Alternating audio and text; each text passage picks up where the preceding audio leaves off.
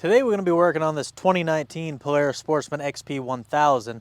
Now this thing's beautiful, but she's got a problem. Now apparently the owner said he was using this for trail maintenance, and he was out riding. Now he doesn't know if this has anything to do with the problem he has now, but originally his speedometer, he had to replace this because he ended up ripping one of these rubber buttons and water got in there, and then it stopped working on him. So he had to replace that. It was sometime after, well, I think he's got like 90 miles or something on this speedometer, so it must have been that long. And then he had some overheating issues. Just cruising right along, wasn't paying attention, and all of a sudden he lost power, a little power. It still was running, but it was like in limp mode, which it was in limp mode. He looked down, the hot light was on. He checked the temperature because this will tell you what it's at, and he was at 260 degrees Fahrenheit, which is hot. Now that's just way too hot. I'm not exactly sure what the temperature should be when the fan actually kicks on this specific machine. They're all a little different, but the newer machines are running a little warmer. Like my R-Max, that'll warm up to like 200 before the fan kicks on, then it'll drop down to like 190, and it'll keep cycling from there. A lot of the older machines are anywhere from like maybe 170, 175, up to 200, somewhere in there, and then it'll kick on.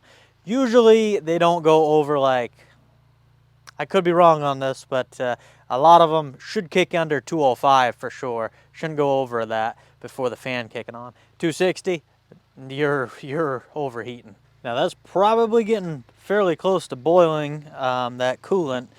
He didn't mention anything, but we want to check that. This thing's nice and cold. I haven't started it today. So we're gonna go ahead and check that. We'll unlock this. That's locked, that's unlocked. Pop this off. Nice little storage compartment. And we have access to the battery and our coolant. So it looks like we're on the low side here, but we're in the line on the overflow bottle. We're just gonna crack this, and hopefully it's right up to the top, which it is. Perfect. That's a good sign that she didn't boil over. Tighten that back up. So we're gonna check a few things, but we'll get it in the shop first. I'll fire it up. You can listen to it. Still sounds really good. Well, we in? Yeah, we're in park. Gotta hold the brake on this one, which means I need two hands. There she goes. Love this color, the blue. I'm a big fan of the blue four-wheelers anyways. Like my diesel, that thing's blue. This thing's a little sharper, but I actually bought a brand new 2014 Polaris Sportsman 850 XP, and this is the color I wanted. I couldn't find it. Nobody had it. The only one they had was metallic gray or metallic silver, whatever that was. I didn't like it on paper when I saw it, but when I went to look at it at the store, I did like it. So I was happy with the purchase, but this was my choice to begin with. It was about the same color as this thing.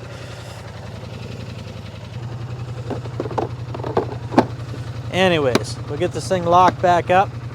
The owner of this, like I said, is trail maintenance. So he is going, now this is snowmobile trail maintenance. So we're coming to that season where they're putting up signs. He wanted to get this thing fixed ASAP so he could go ahead and get it done. Sometimes I'm not a big fan of aftermarket wheels, but I'm a fan of these System 3s. There's a good looking wheels on this thing. Anyways, let's get her in the shop. I don't really need, I know it's overheating, so I don't need to check it. A little cold.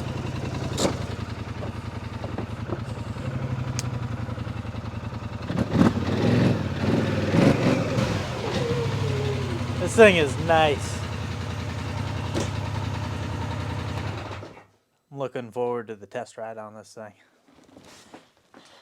Because obviously when we get this thing done, we gotta go double check to make sure it's actually good to go. So anyways, first thing, we're gonna check fuses, relays, and then we'll move our way down. We could check the fan to make sure the fans go on first, but we'll start with the easy stuff first, fuses. So I was checking out the manual on this thing, and the fan should kick on at 203, and then it'll kick off at 192. So I was pretty close. The hot lamp will start blinking on it at 257, and the hot lamp and engine misfire happens at 266. Now I said it went into some type of limp mode where it wasn't running well, so it must have hit at least 266. And this thing will actually shut the engine off at 284. So it didn't get that high because he said it didn't shut off, but it was misfire and not running correctly. So it was anywhere between that 266 and 284, I'm guessing. He said 260, so I'm guessing high 260s. But yeah, that is definitely one perk to the newer stuff. You know, this will shut down before it starts, you know, doing a whole lot of engine damage. Now, the older machines, you could just burn them right up, leave it idling all day long without a fan running, and it would just boil over, and it's not going to do anything. They might have a warm light on, a hot light on them, but they're not going to shut down. All right, so let's go ahead and pull the fuse box. Our fuses are located right here. This is easy to get to. So we got EFI relay, fan relay. Now he did say he swapped relays and it didn't fix the problem. So I'm just going to pull that relay out. The connections do look good. There's no corrosion or anything like that, so that's a good sign. Now we got a fan circuit breaker 20. Now we only got one of these, so I'm guessing he probably didn't switch that out. Let's go ahead and check that. Hear that? So we're making connection there. So that is working. So that's basically, it's a circuit breaker. So instead of a fuse that you'll pop, because it looks like we could just pop a regular fuse right in there, this will actually reset itself instead of just popping and then your fuse is blown. Just going to run through, check these fuses real quick. I have this set on sound, so if we make connection, you know the fuse is good.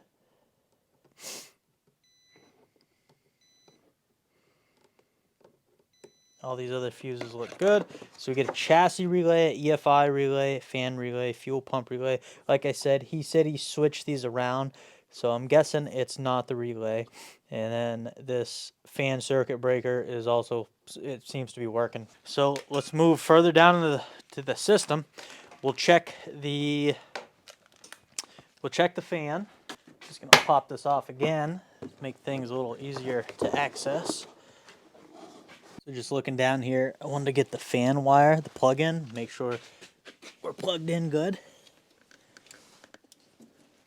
This is the power wire to the fan right here. And we'll just pop that up. It was plugged in there good, no corrosion. We could, you know, hit that with 12 volts, make sure the fan's kicking on. So I just got a small little 12 volt battery right here hooked up, and we're just gonna go ahead and bypass everything and go right to the fan. All right, so I have my negative plugged in right there, and we're just gonna take the positive and bring it on in. Touch those wires together. Oh yeah, fan's working great. That's an impressive sounding fan, actually. I think it's got some power behind it. We can go ahead and plug this back in because we know with power applied, our fan's working, so we just got to figure out why power's not getting there. Just checking the wires out, running up through the wiring harness. This is a ground. They have a ton of grounds running through here, and the grounds all look good from what I can tell. Just chasing them back. Now, I actually haven't had this thing running long enough to see if the fan actually kicked on or not. I'm just going off what I heard, so that's why I'm checking all this stuff out, because there's no sense of getting it up to that temp again, and then, you know, if the owner said that's what happened. But if we don't find anything wrong, we're going to have to try it out, obviously, and get it up to temp, and then we'll see what's going on. I think we're going to check the sensor. That's a good spot to check next. So we'll pull the seat off. I know this isn't a huge deal, but look at this, 2019, and the rubber on this thing is already starting to crack right there. Like I said, this is not a huge deal. This is just a duct for up here, but still, I mean, what about all the other rubber boots for, you know, your CVT system down lower, or even your EFI, sucking dust from the rubber down there. That's not good. But our sensor location is on the other side, so we're gonna have to pull this panel off. So we'll pop this off. This one.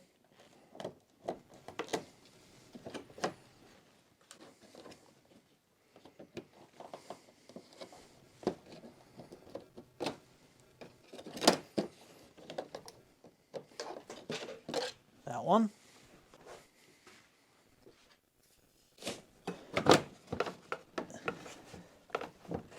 I'm not sure.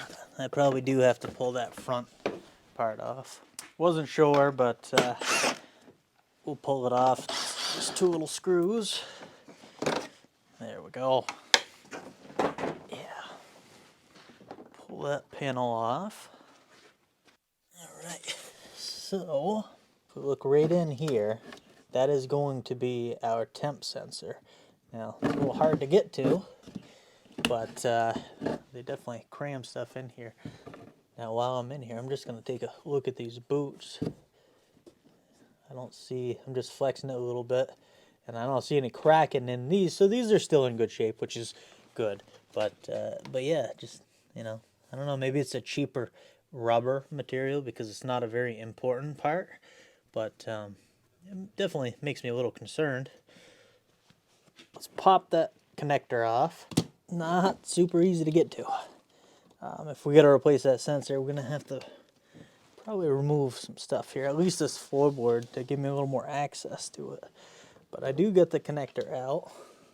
Now every machine is going to be a little bit different, so before you start crossing anything or grounding anything out, make sure you check with your service manual. Now, a lot of the older Polarises that have one wire going to a coolant temp sensor, all you got to do is pull that wire off and ground it to the engine or the frame or anywhere it's going to make good contact with the ground, and the fan should kick on. Now, this is not like that. As you can see, it's got two wires going to it. Now, on this specific machine, you unplug the temperature sensor, you start the engine up, and after a couple of seconds, you should get a check engine light, and the fan should kick on. So let's go ahead and try that out now. So like I said, get this disconnected, and we'll go ahead and fire it up. Started right up. We do have a check engine light. I don't hear the fan yet.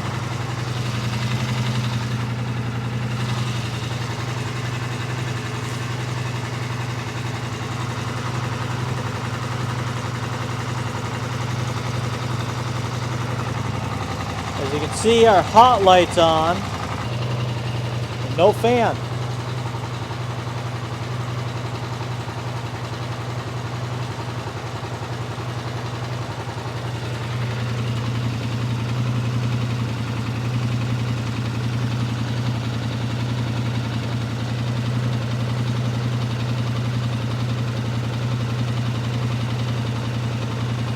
Okay. I'm gonna say it's probably not that sensor, because with that disconnected, the hot light's on and our fan's not kicking on. So I'm gonna go back to the relay up here. Fan relay right there. Now if we look at this relay right here, number 3 and number 5 right there, that symbol means it's a normally open system when this is not activated. So if we go down here, we got 3 and 5 right there diagonally. Now that means those two are not connected. Now when 1 and 2 get power, it activates this coil, 1 and 2, 1 and 2. That's going to put these two contacts together. So it's going to shoot power down to the fan. Now, so I'm going to check to make sure we're getting power to the coil. I already know we are because I heard it click when I went like this. That's a good indication that it's switching over. Whether it's actually switching over or not, that, you know, in these points, I don't know. We'll just check it right here. Now, we're not numbered here, but we're numbered on the relay itself. So we're going to check 3 and 5. We're going to check 1 and 2 to make sure we have power going to this relay. And 2 are going to be diagonally this way, and then 3 and 4 here. So technically, if we have we should have power on one side over here. Well, let me just check this. We'll start her up. I don't even know, maybe we don't have to start it up. Maybe we just need the ignition on. I'm not sure, but we get the ignition on. Let's see if we got juice. We got nothing there. Okay, we got the 12 volts there. So that's 12 volts going to that coil. So if we click this in here, we should hear a click. Hear that? That's activating that relay. Now, what did I say? 3 and 5. So we should have 12 volts on one of these wires. We could look it up in the schematics, or we can just test here. Right there. Yeah, we got the 12 volts right there. Nothing there. 12 volts here. This should be crossing over, and we should have power going right here. Well, that's telling me that this is working and it's switching over. I've swapped relays, and we still have no fan. Kind of leading me back to this circuit breaker here. I'm going to check this thing again.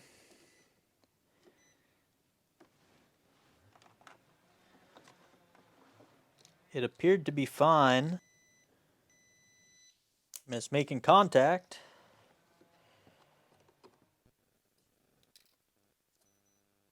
I'm going to check juice in here, ground that out. The power goes to the relay, and then it jumps over to the circuit breaker before it goes down to that fan. So right there, we got 12.3 volts. So I'm going to jump that, and we'll see if the fan kicks on. I'm not going to jump it. I'll grab a regular fuse, and we'll see. Here's a fuse, and it is a 20, so it should be the same as this, so it's not going to overload the system. Let's go ahead and there we go. Listen to that thing. Okay, so this is faulty. This is faulty then. Okay. Alright, so maybe we just had a bad fuse. I'm going to see if I have one of these specific circuit breakers. Well, I went and looked. I didn't actually have a 20. I pulled this out of my Polaris Ace. I have. This one has a 15 resettable fuse, so we'll see if this works. Turn that ignition on again.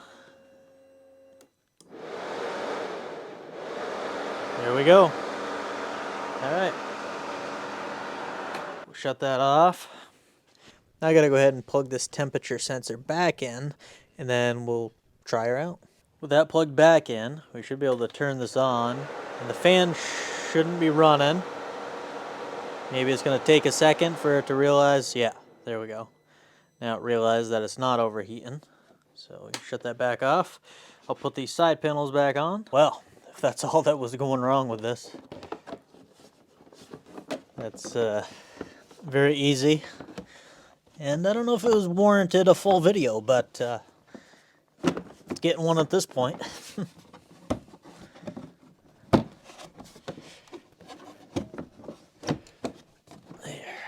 Now this.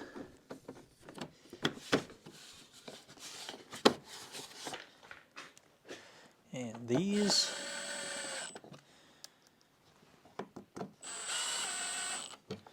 And that.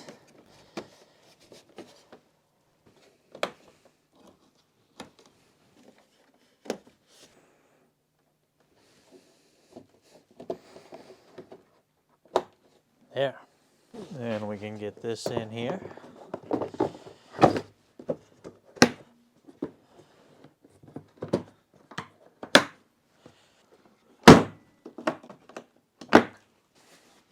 And the final touch. Let's go try her out. Well, I'm just gonna let this thing get up to temp before we take it out here. Where is the temperature? Right there, 118 degrees. So we'll let her warm up a little bit more. All right, been a few minutes. Looks like we're at 196, so perfect. 198, it's climbing.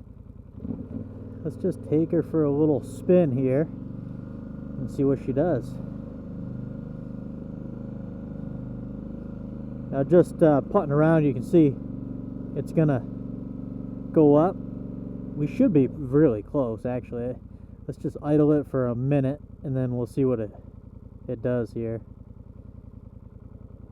Oh, heard it kick on. 201.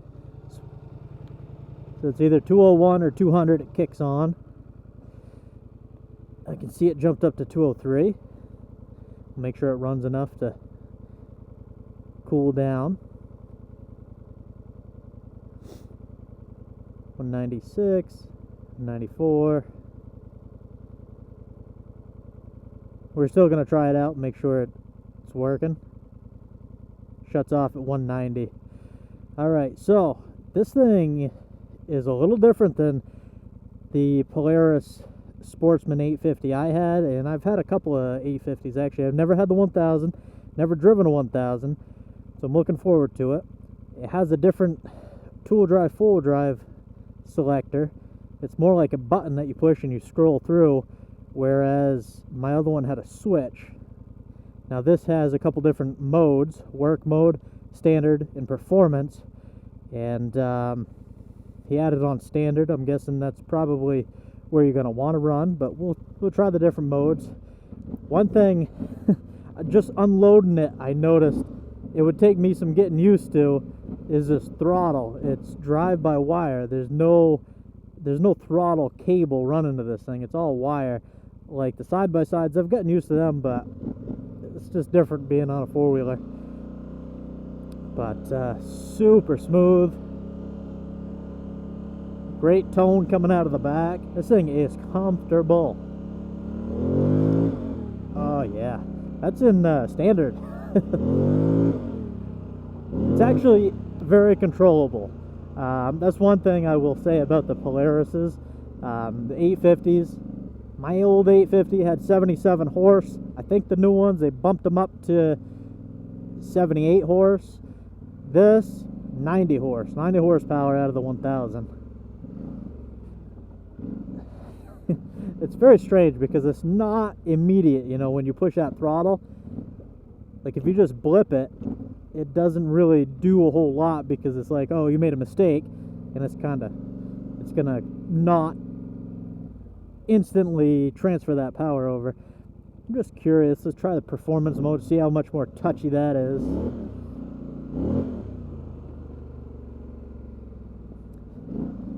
A little bit more, but let's see. That drive-by-wire is messing me up. Yeah, you can still control it, even in performance mode.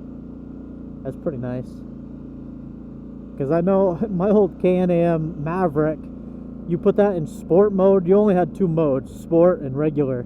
You put it in sport mode, and of course that had a foot pedal. You were just back and forth and back and forth. It was so jerky until you got used to it. There's not really. I mean, if you punch it, you know. Yeah, you definitely know. Oh, yeah. Oh, that sounds good. Feels good, too. I'll put it back in standard mode. Actually, no. Let's try work mode here. Work mode. Oh, very, very soft.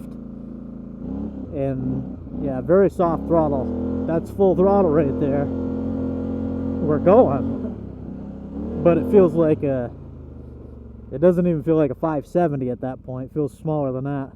So standard mode is probably where most people are going to run, but that's a nice feature if you got somebody very inexperienced. Flicker to work mode and let them have at it. You know, they're not going to hurt themselves too bad going that slow.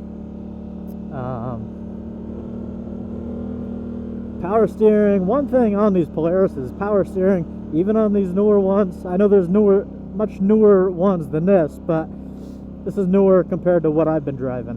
The power steering is just so light. It's almost, I mean, it's nice. Your arms never are gonna hurt you, never gonna ache. They're just so light.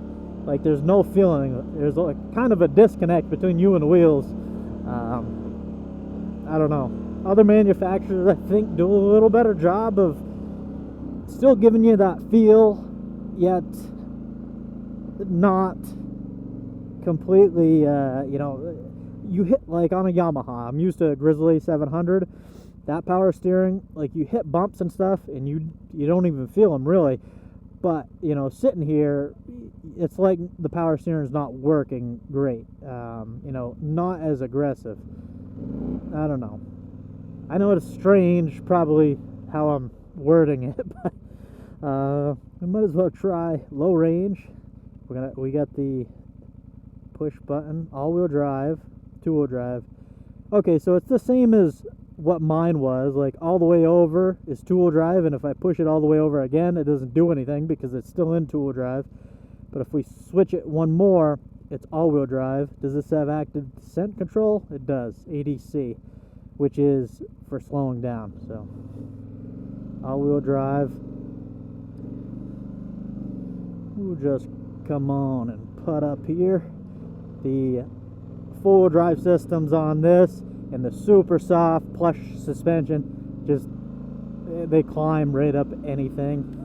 This has decent tires on it, and yeah, man, it's been a while since I've been on something that I've actually wanted to buy. I mean, some of the old ones I like to buy, you know, I want just because they're kind of unique. This I want because it's very smooth. Oh man. So low range, you know, 90 horsepower, low range, kind of tame until you step on it. But now performance low range, I bet it's a little different. Let's put it back in two-wheel drive. Yeah, oh yeah, we're just doing a bunch of spinning here. Oh yeah, feels good though. Let's go ahead, high range, and we'll continue on here. Yeah, we're gonna take the trail. I haven't actually, yeah, we're at 199, so we're warming up. Well, yeah, we don't want it in performance mode. It is a little on the touchy side, performance. 203, fan should be on. Just making sure. Hard to hear with my helmet on. Yep, beautiful. So that's a 15 amp circuit breaker, and that seems to be working fine. It's not tripping on and off. So you get the a new 20 in there, probably fine. Such a stupid, easy fix, yet I made a long video out of it. It was showing good. Like, it showed that it made connection on both sides.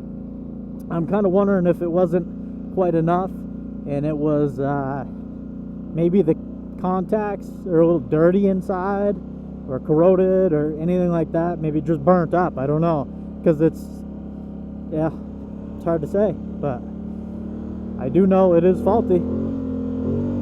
Oh man.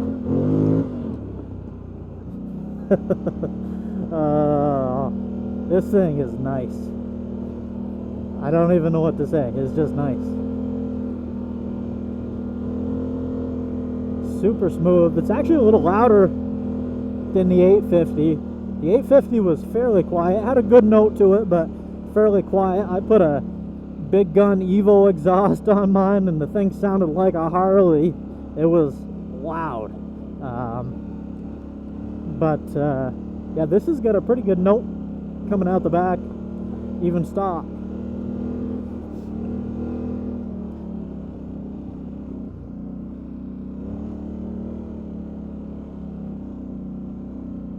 Yeah, she's super smooth. So I said it's kind of tame at all times, even in performance, if you just jab the throttle a little bit, mainly to do with the drive-by-wire. But that's one big difference from the Polaris to the Can-Am, I noticed. Can-Am, now, you know, you hop on a Can-Am, you try it out, say a 1000. I've had a 1000 Outlander, and then you hop on this, and you probably think the Outlander's got more power. It's just a lot snappier. Like, it's clutched more aggressive. It's just more aggressive machine, and it does seem like it has more power.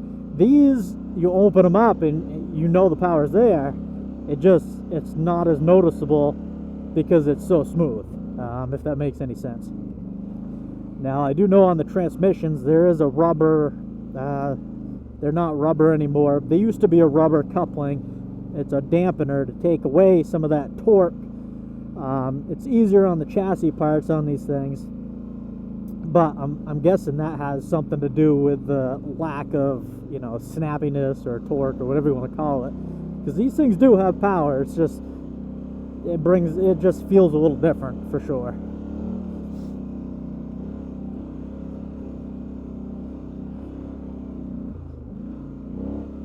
Oh man, it's just floating over stuff.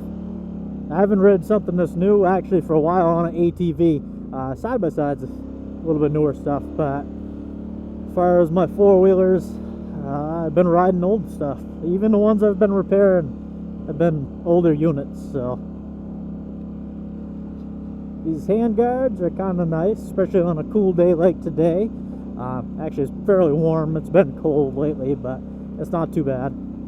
Probably in the 40s today, high 40s. But they do help a little bit.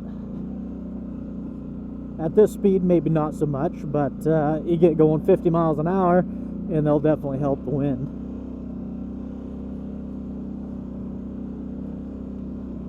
Now, some of you guys may have been wanting to see more of that motorcycle that I did, the RZ350. I was planning on doing a video. I haven't been able to take the thing for a test drive because it's either been raining or practically snowing, or it's been cold. So I was waiting for a decent day. Today's not too bad. I think tomorrow might be better, so that'll probably be next. But oh man, this thing, I want one. I really do. Can't afford one, but I want one. Now I gotta get a lift. Get a lift in the garage before I buy anything else. Some type of lift.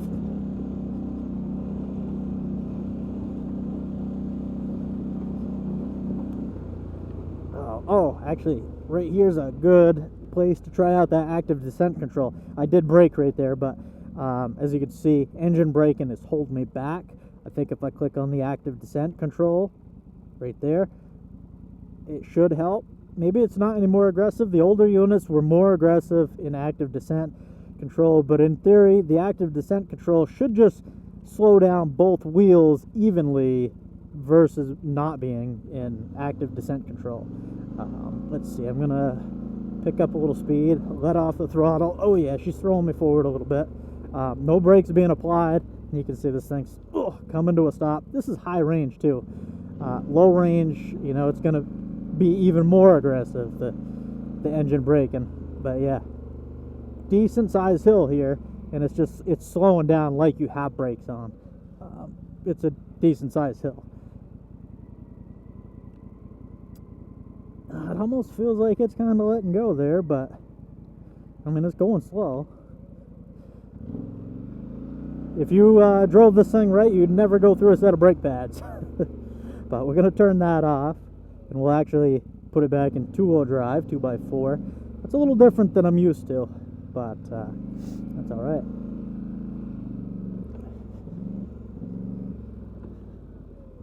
I click her up the performance mode because I want to kind of see what this thing's got. Good way to test the temperature sensor out, right? Right. Oh yeah, that feels good. There's 60, a little shaky right there. 67. I'm gonna let off because it's not my machine, but I'd try it a little bit. Now my 850 eventually, now this thing's got another what, 12, 13 horse on my 850, but the 850 would do 80 miles an hour, and that's where it was limited. But that was a long straight away or even slightly downhill for you to hit that 80 mile an hour top speed. But this thing, like 30, and you tromp on it and you still got a lot of power. She goes good. 40. Still pulls like a freight train. Oh. So we're gonna just, I'll test the engine braking at a higher speed, not active descent obviously, but 50 miles an hour. I'm gonna let off the throttle and we'll see how good she coasts. Slowing down pretty decent, but where I gotta stop, I gotta use the brakes. Oh yeah.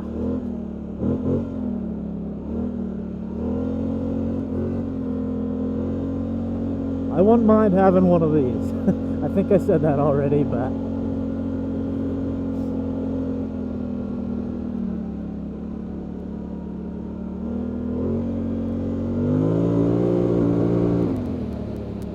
she boogies for sure.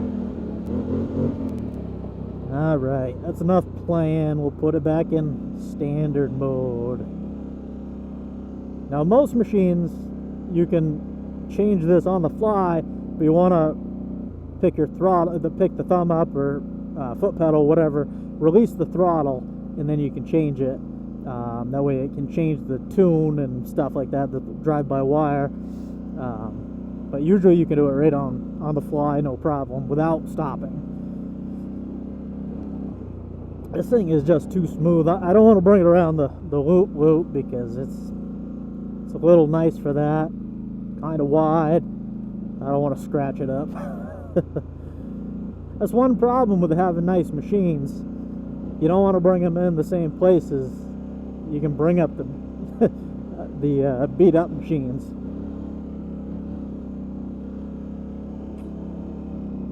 She's nice.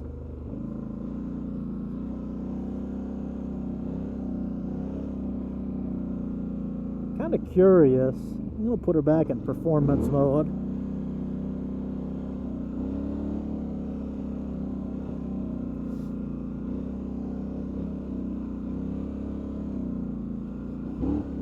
Two-wheel drive, performance mode. Slightly uphill, but will she lift the... Oh yeah, she'll lift the tires off the ground. Alright, that's probably enough beating on it. I can see we're at 203, 201, so she's dropping down, the fan kicked on, working good. Oh yeah.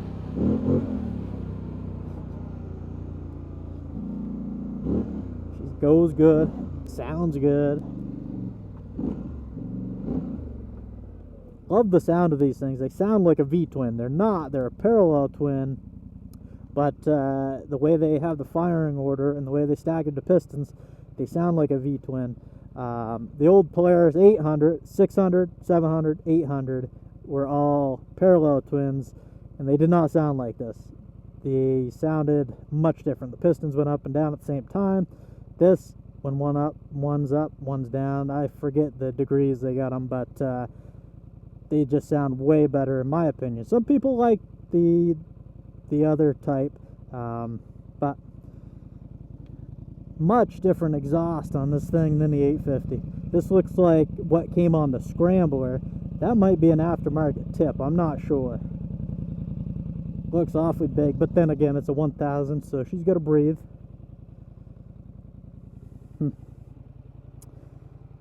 Fan just kicked back on. He's all set. He just needs to put a new 20 in there, or I can get one. I don't have one in stock, but I looked at Polaris website. They don't give those things away. $50 for that stupid little relay. You can buy one at the parts store. Same idea. Probably $18-20. So I wouldn't waste your money on the Polaris one.